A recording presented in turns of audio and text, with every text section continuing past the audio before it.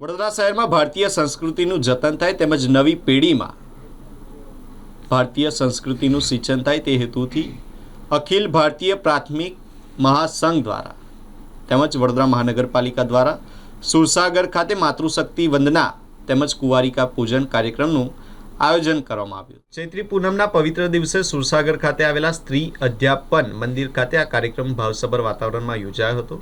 કાર્યક્રમની શરૂઆત દીપ પ્રાગટ્ય અને સરસ્વતી વંદનાથી કરવામાં આવી હતી। કાર્યક્રમ દરમિયાન ઉપસ્થિત મહાનુભાવોને ભારત માતાનું ચિત્ર, રૂમાલ અને પુસ્તક અર્પણ કરી સન્માનિત કરવામાં આવ્યા હતા।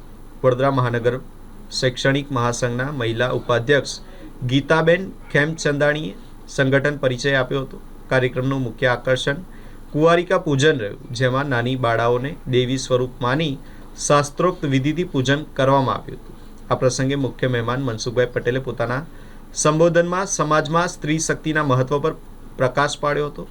મુખ્ય વક્તા વંદના શાંતુ ઇન્દુએ રાણી અબક્કાના જીવન અને ભારતીય નારી શક્તિ વિશે વિગતવાર માહિતી આપી હતી। કાર્યક્રમમાં રાષ્ટ્ર સેવિકા સમિતિ તથા મહિલા સુરક્ષા સમિતિના આગેવાનો સહિત અનેક મહાનુભાવો ઉપસ્થિત રહ્યા હતા। કાર્યક્રમના અંતે નેહલબેન શાહ દ્વારા આભાર વિધિ કરવામાં આવી હતી અને સમગ્ર કાર્યક્રમનું સંચાલન છાયાબેન ચુડાસમા દ્વારા કરવામાં આવ્યું હતું।